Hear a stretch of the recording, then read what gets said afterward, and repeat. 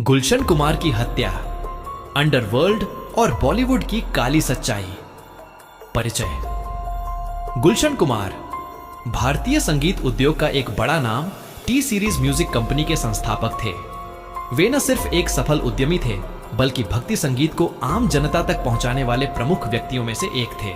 लेकिन 12 अगस्त 1997 को मुंबई के जुहू इलाके में जब उनकी गोली मारकर हत्या की गई तो पूरा देश चौंक गया। इस हत्या के पीछे अंडरवर्ल्ड डॉन दाऊद इब्राहिम और उसके करीबी अब्बू सलेम का नाम सामने आया। यह घटना सिर्फ एक हत्या नहीं थी, बल्कि बॉलीवुड और अंडरवर्ल्ड के बीच गहरे और खतरनाक संबंधों को उजागर करती है। गुलशन कुमार कौन थे? गुलशन कुमार का असली नाम गुलशन दुआ था। वे दिल्ली के एक मध्यम वर्गीय परिवार से आते थे। उनके पिता का काम था जूस की दुकान चलाना, लेकिन गुलशन ने अपनी मेहनत से कैसेट्स बेचने का काम शुरू किया और जल्द ही खुद की कंपनी टी सीरीज स्थापित की। उनके भक्ति गीतों और फिल्मों के गानों ने उन्हें भारतीय संगीत उद्योग का किंग बना दिया। अंडरवर्ल्ड से टकराव की शुरुआत। 1990 के दशक में बॉलीवुड पर अंडरवर्ल्ड का जबरदस्त दबदबा था। दाऊद इब्राहिम छोटा, राजन अब्बू सलेम जैसे डॉन फिल्म फाइनेंसिंग कलाकारों की कास्टिंग और यहां तक कि म्यूजिक राइट्स पर भी अपना नियंत्रण बनाए हुए थे। अब्बू सलेम, जो उस समय दाऊद के गिरोह का हिस्सा था, म्यूजिक कंपनियों और फिल्म निर्माताओं से हफ्ता प्रोटेक्शन मनी वसूलता था। गुलशन कुमार के पास भी अब्बू सलेम के गुर्गों ने फोन कर 10 करोड़ रुपए की डिमांड रखी थी, लेकिन गुलशन कुमार ने यह रकम देने से साफ इनकार कर दिया। उन्होंने कहा कि वे किसी से डरते नहीं हैं और ईश्वर में उनका विश्वास है।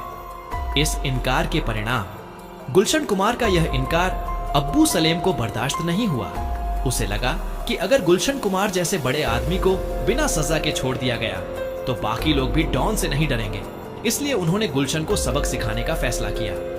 हत्या की साजिश अब्बू सलेम के इशारे पर रची गई और इसमें बॉलीवुड का ही एक म्यूजिक डायरेक्टर नदीम सैफी नदीम श्रवण जोड़ी का नाम भी जोड़ा गया। दावा किया गया कि गुलशन कुमार और नदीम के बीच पेशेवर झगड़ा था और नदीम ने अब्बू सलेम से उनकी हत्या करवाने की सुपारी दी थी। हालांकि नदीम सैफी ने हमेशा इस आरोप से इनकार किया और बाद में उन्हें कानूनी राहत भी मिल गई। हत्या की घटना। 12 अगस्त 1997 गुलशन कुमार हर रोज की तरह मुंबई के जुहू इलाके में हनुमान मंदिर में पूजा के लिए पहुंचे। जैसे ही वे मंदिर के बाहर अपनी कार से निकले, पहले से घात लगाए शूटरों ने उन पर हमला कर दिया।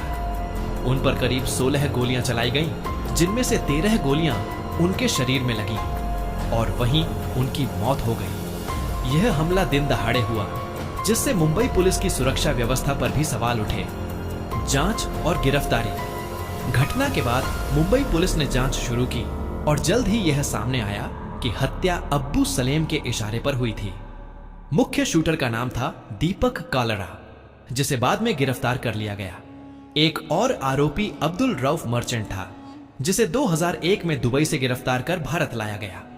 उसने हत्या की बात कबूल भी की। नदीम सैफी पर लगे आरोपों के कारण वे भारत नहीं लौटे और उन्होंने लंदन में शरण ली। लंबे कानूनी संघर्ष के बाद ब्रिटिश अदालत ने उनके भारत प्रत्यर्पण से इनकार कर दिया। हत्या का कारण क्या था? गुलशन कुमार की हत्या के पीछे 3 मुख्य कारण माने जाते हैं। 1. हफ्ता न देना, अंडरवर्ल्ड को खुलेआम चुनौती देना।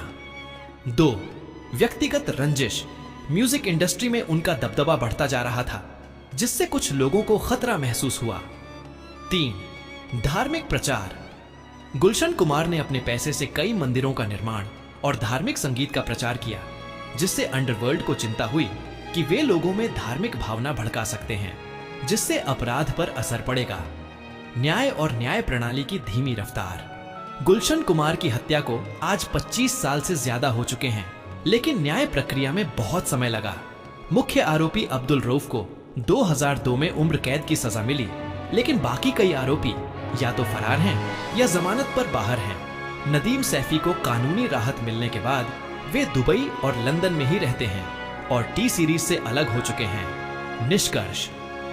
गुलशन कुमार की हत्या सिर्फ एक व्यक्ति की हत्या नहीं थी, बल्कि यह भारतीय फिल्म उद्योग में छिपे अंडरवर्ल्ड नेटवर्क की पोल खोलने वाली घटना थी। यह घटना दर्शाती है कि जब एक ईमानदार और निडर इंसान अंडरवर्ल्ड को चुनौती देता है तो उसकी कीमत जान देकर चुकानी पड़ती है। गुलशन कुमार आज भी लाखों दिलों में भक्ति संगीत के सम्राट के रूप में जीवित हैं। उनकी विरासत उनके बेटे भूषण कुमार ने आगे बढ़ाई है, जो आज टी सीरीज को भारत की सबसे बड़ी म्यूजिक और फिल्म प्रोडक्शन कंपनी बना चुके हैं।